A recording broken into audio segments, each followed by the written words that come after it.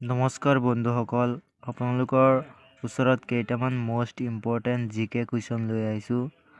আজি আমি আলোচনা কৰিম আপোনাৰ থাৰ্ড এণ্ড ফ'ৰ্থ গ্ৰেডৰ কুৱেশ্যনসমূহ। আপোনাৰ কেইটামান কুৱেশ্যন ইয়াত মোষ্ট ইম্পৰ্টেণ্ট কুৱেশ্যন দিম, সেইকেইটা আপোনালোকে ফ'ল' কৰিব। বিশেষকৈ আপোনাৰ ফ'ৰ্থ গ্ৰেডৰ কাৰণে বেছি ইম্পৰ্টেণ্ট হয়। এক নম্বৰত আপোনাৰ কুৱেশ্যন আছে, ভাৰতত যিটো বঁটাৰ বাবে ৰাষ্ট্ৰীয় আন্তঃবিদ্যালয় ফুটবল টুৰ্ণামেণ্ট খেলা হয়, সেই বঁটাটো হৈছে। এক নম্বৰত অপশ্যনত দিয়া আছে বুৰান্দ কাপ, 2 নম্বৰত দিয়া আছে সুব্ৰত কাপ, 3 নম্বৰত দিয়া আছে দলীয় ট্ৰফি, 4 নম্বৰত দিয়া আছে ইৰাণী ট্ৰফি। ইয়াৰ ভিতৰত শুদ্ধ উত্তৰটো হ'ল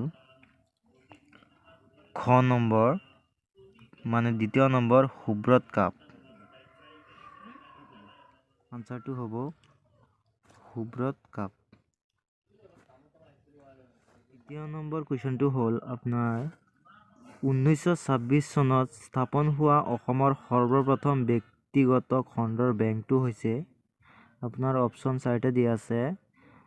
এক নম্বৰ অপশ্যনত Assam cooperative express bank limited, দ্বিতীয় নম্বৰ অপশ্যনত দ্য গুৱাহাটী বেংক লিমিটেড, তৃতীয় নম্বৰ অপশ্যনত অসম গ্ৰামীণ বিকাশ বেংক, 4 নম্বৰ অপশ্যনত লখিমী গাঁৱলীয়া বেংক।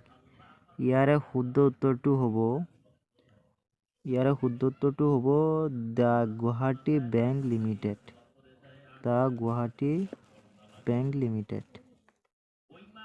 3 নম্বৰ কুৱেশ্যনটো হ'ল নীতি আয়োগৰ পদৰ চেয়াৰমেন গৰাকী কোন? অপশ্যন 4টা দিয়া আছে। এক নম্বৰ অপশ্যনত ভাৰতৰ প্ৰধানমন্ত্ৰী, দ্বিতীয় নম্বৰ অপশ্যনত ভাৰতৰ বিত্তমন্ত্ৰী, তৃতীয় নম্বৰ অপশ্যনত ভাৰতৰ ৰিজাৰ্ভ বেংকৰ গভৰ্ণৰ, 4 নম্বৰ অপশ্যনত দিয়া আছে ভাৰতৰ গৃহমন্ত্ৰী। এতিয়া শুদ্ধ উত্তৰটো হ'ব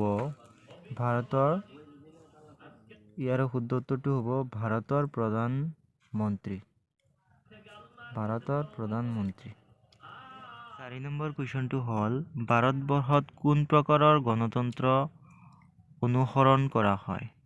অপশ্যন দিয়া আছে ইয়াত 4টা।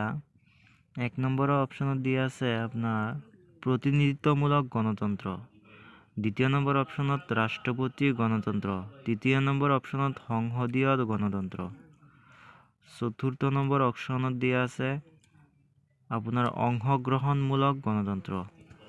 ইয়াৰে শুদ্ধ উত্তৰটো হ'ল আপোনাৰ এক নম্বৰৰ অপশ্যন প্ৰতিনিধিত্বমূলক গণতন্ত্ৰ, প্ৰতিনিধিত্বমূলক গণতন্ত্ৰ। নম্বৰ কুৱেশ্যনটো হ'ল যে বাংলাদেশত গংগা নদীৰে মিলিত হোৱাৰ পিছত ব্ৰহ্মপুত্ৰক নদীক কি নামেৰে জনা যায়? অপশ্যন দিয়া আছে 4টা। এক নম্বৰ অপশ্যনত লোহিত, বি নম্বৰ অপশ্যনত হুগলী, চি নম্বৰ অপশ্যনত পদ্মা, ডি নম্বৰ অপশ্যনত চিয়াং। ইয়াৰে শুদ্ধ উত্তৰটো হ'ব ঘ নম্বৰ অপশ্যন পদ্মা। 6 নম্বৰ কুৱেশ্যনটো হ'ল মূল মধ্যৰেখাৰ পৰা পূব আৰু পশ্চিম দিশৰ কোনো ঠাইৰ কৌণিক দূৰত্বক বোলা হয়?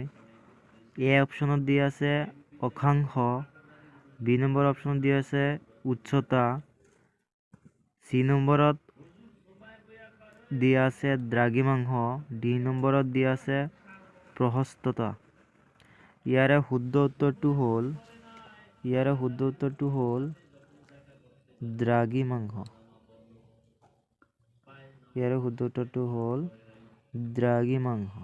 নম্বৰ কুৱেশ্যনটো হ'ল নিম্নলিখিত যুগ্মসমূহৰ কোনটোক যুগ্ম শুদ্ধকৈ ৰচিত হোৱা নাই?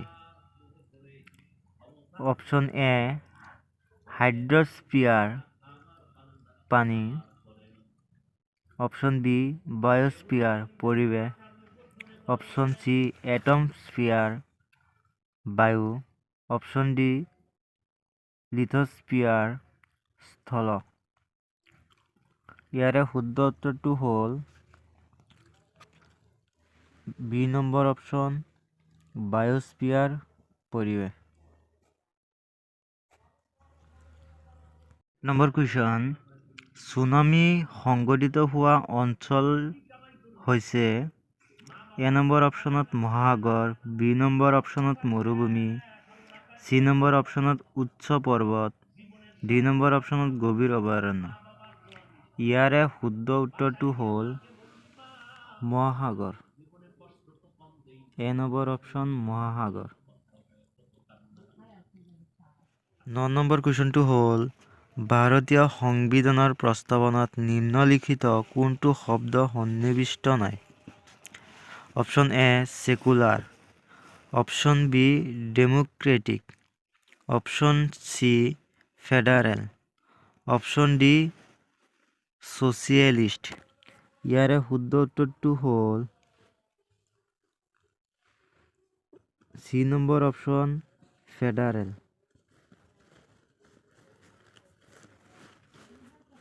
10 নম্বৰ কুৱেশ্যনটো হ'ল মুদ্ৰাবিহীনভাৱে বয়-বস্তুৰ ব্যৱসায়ৰ পুৰণি প্ৰথাটো হৈছে option A paik system, option B বিনিময় প্ৰথা, option C banking system, option D ryot system.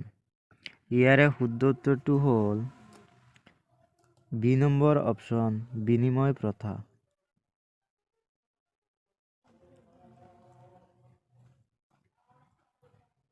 বিনিময় প্ৰথা। আজিলৈকে ইমানেইহে।